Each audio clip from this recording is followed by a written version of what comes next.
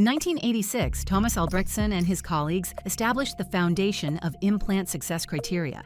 Given the clinical conditions at the time, allowing approximately 1.5 millimeters of crestal bone loss in the first year, followed by 0.1 to 0.2 millimeters annually, was considered both rational and visionary. In the era of external hex implants, controlling the micro gap at the implant abutment interface was difficult, often leading to bacterial infiltration. At the same time, the space required for stable soft tissue, known as the biologic width, and its relationship with crestal bone changes were not yet fully understood. Crestal bone changes were considered part of a continuous bone remodeling process and a physiological response to a foreign body. As a result, bone loss was regarded as inevitable, forming the basis of the concept of acceptable bone loss.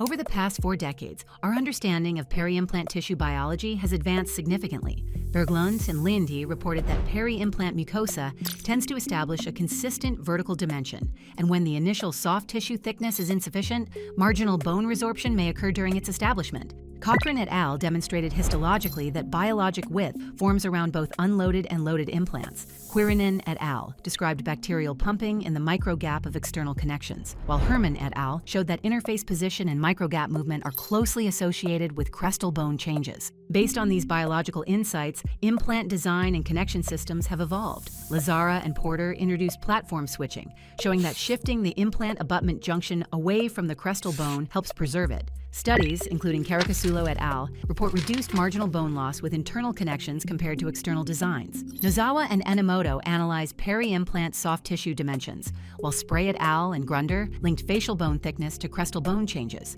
Together, these findings show that crestal bone stability is not simply time-dependent, but influenced by microgap position, the inflammatory zone, and peri-implant tissue conditions. To address the microgap, various angulated connection designs have been developed, including Straumann's 15-degree, Nobel's 12-degree, and MegaGen's 5-degree connections. Among them, MegaGen's internal type implant has been reported to effectively reduce the microgap by inducing localized cold welding at the connection interface without the application of heat. Crestal bone stability is now within our control. Implant success can be redefined as maintaining peri-implant tissues without bone loss, guided by biology, realized through clinical application.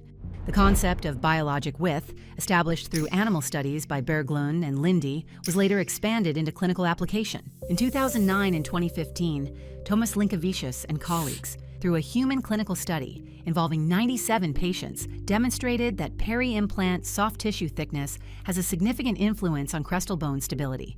When soft tissue thickness is 2 millimeters or less, crestal bone loss tends to increase during biologic width formation, whereas sufficient thickness supports more stable bone maintenance. This suggests that crestal bone changes are not merely a bone response, but the result of biological remodeling required to establish biologic width.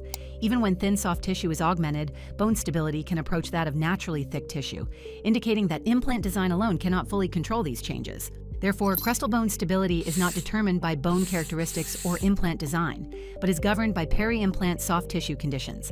These concepts were further systematized in Zero Bone Loss Concepts, published by Quintessence Publishing, where treatment strategies based on vertical soft tissue dimension were emphasized beyond a simple threshold approach.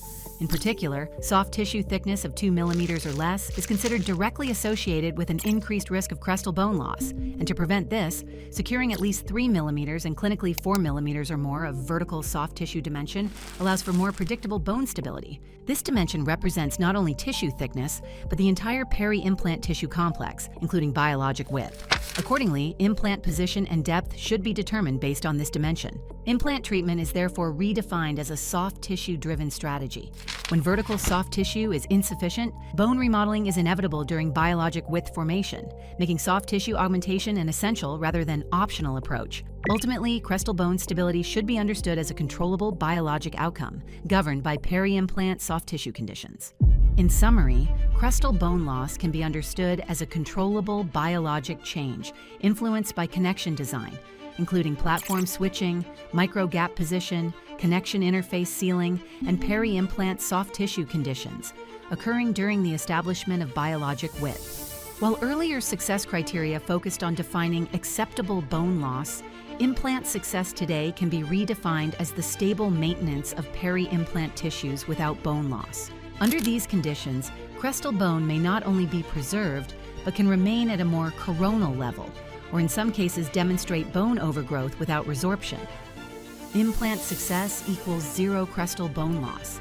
This is not a replacement of previous criteria, but the next clinical objective, built upon the biological principles they established.